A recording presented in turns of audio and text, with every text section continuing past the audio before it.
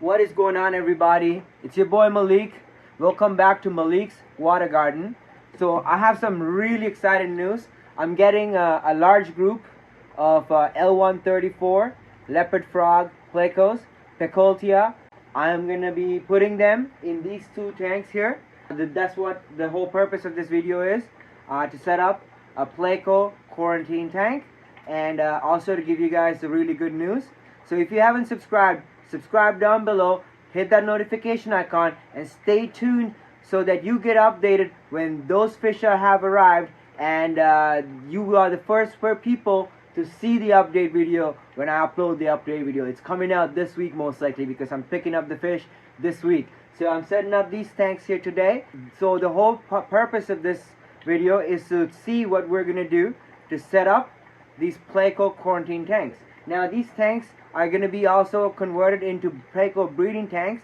So this is basically what I'm using for breeding my Plecos as well. I like to put my fish directly into the tank that they're going to be living in and quarantine them in that tank if possible. Now, since I am buying these fish from Jan, who is a very reputable fish breeder here in Ontario, Canada, and he has been in the hobby for a very long time, I'm not too worried about biosecurity. I'm not too worried about these fish having some foreign diseases that they're going to bring into my facility or something like that, because they have been living in his facility their entire lives. But even though I am getting them from such a reputable person and the chances of them having any diseases is very unlikely, I am still going to quarantine them in these tanks for at least 6 weeks before I introduce them into any of my other tanks, which will probably not happen because these are going to be their permanent tanks, right? But for the purpose of this video, you can use this particular setup for quarantining your Plecos, growing out your Plecos, as well as breeding your Plecos. These fish are going to be about 2 inches. I'm buying them from this very famous and very reputable fish breeder who is in Ontario, here in Ontario. His name is Jan the Fishman. I'm pretty sure I told you that already. I'm really excited, guys and girls. You have no idea. This has been something I've been trying to get for a while now. Actually, from the same breed. I was supposed to pick up these fish last year at some point. Didn't end up happening. And here we are a year later and we're doing it. So we are supposed to do a fish room tour. I am going to ask him if I can, if he would allow me to. We are going to do our best to keep our social distancing and physical distancing. And if he's okay with us doing a tour, we are going to do a fish room tour. So if you haven't subscribed, please subscribe and stay tuned, because if we do that tour, you would not want to miss that tour. Trust me on that. It's going to be a really epic fish room tour. His fish room is epic. I mean, I've been getting messages from several different people that have been to his facility already that are super excited for me to go there and are asking me to do this tour as well. So I am definitely going to request and ask him and see if we are able to do the tour this time around. But if it is somehow not possible this time, we are going to do the tour the next time I go to pick up fish from him. But stay tuned and subscribe, because you will be updated on these fish for sure at the end of this week, because they are getting picked up this week. In today's video, we're going to look at what we're doing to set up their tanks, right? These tanks are about 40 gallons. They're not actually 40 gallons. This tank up here is about 37.5 gallons. The tank below here is about 35 gallons. It's a rimless tank. They're very beautiful tanks. I really like them. And they're very odd shaped, which is something I like about them. They fit really well in my facility because I have a very odd shaped design for my facility to maximize space and stuff like that. We are going to use Matten filters, which are these. I am cutting these into size. I bought these a while back. I buy quite a bit of these online, so I have these at hand. I am going to cut them to size to fit the tank. The filter is going to be on the other side where it's not visible. So this part is going to be the viewing area. Okay. And we're also using these Pleco caves. I have a few of these that I inherited. We are using these particular types of caves.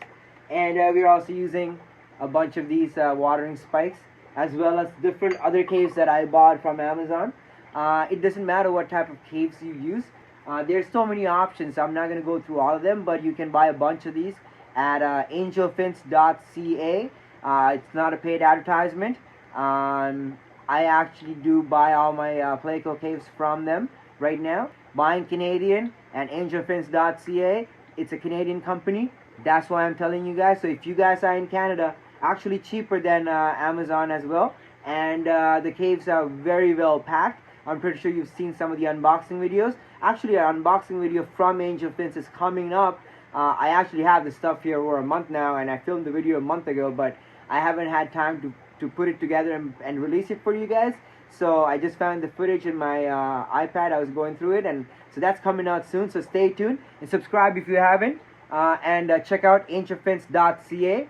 Unpaid advertisement for Angel Fence because I love their products and I love that company, and they're such a great company, a great Canadian company for Canadian hobbies. So so we have our Pleco caves from various sources, including Angel Fence. We have our matten filter. We're going to cut it into size. We have a lift tube. You can actually make this out of PVC. I like buying these. So let's open it and see how it looks inside.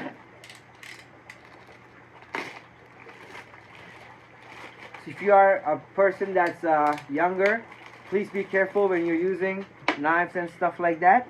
Also, shout out to my little nieces and nephews that are watching this channel. I am trying to keep this PG-13 because I found out that my little nieces and nephews from across the world, I have quite a few of these little guys from my cousins and stuff, are all watching my videos, and some of them have questions, so we are going to answer some of their questions in upcoming videos as well. So we're trying to keep it PG-13, and if you are using a knife, please close it and be safe. And if you're a younger person, please get a parent or a guardian to help you with using these type of tools. Having said that, I am using a lift tube that I bought online. These work really well. I'm not using the air stone that comes with it, but other than that, everything else in the package I am using. And basically I'm going to attach it to the back here by just poking a hole through here, cutting a slit, and just sticking the lift tube through. Okay, and it holds it, and it works completely fine. Fish can't get through because the air pressure and the water pressure is high. Usually fish never try to go through. I have Plecos and Pleco fry, shrimp and all that stuff, and I've yet to have anybody trying to go through the lift tube to the other side. So that's not an issue for me personally. I don't know what the situation with other people might be, but for me, this hasn't been an issue. For substrate, I am using sand. I'm using about 10 pounds of sand per tank. So I'm using a 20-pound bag of play sand from Home Depot. Also unpaid advertisement. It's not a Canadian company, but we do have a bunch of Home Depots in Canada that are employing a bunch of Canadians. So I do support that. Buy Canadian. So we're using sand for substrate. We're using giant Valsenaria jungle vals. So the giant version, that the ones I have in all my tanks that grows in the Lake Ontario, we're using those as additional nitrogen suckers or nitrate suckers for the two tanks, like in all my other Pleco tanks. Now, aside from that, there's not much more going on. The top tank is going to have two hang on the back aqua clears, an aqua clear 50 and an aqua clear 30 as additional filtration and water movement mostly. And the bottom tank is going to have a Penplax Cascade 610.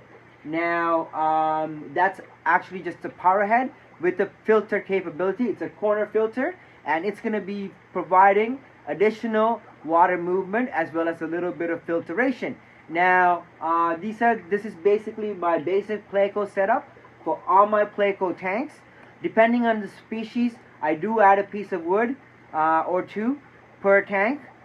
This is optional for you depending on what type of species of fish you're keeping. If you are keeping a predominantly wood-eating fish, a fish that requires algae that grows on wood, or microfauna that grows on wood, or anything like that, I highly recommend putting a bunch of different driftwood and hardwood, like Mopani or Malaysian driftwood is really good.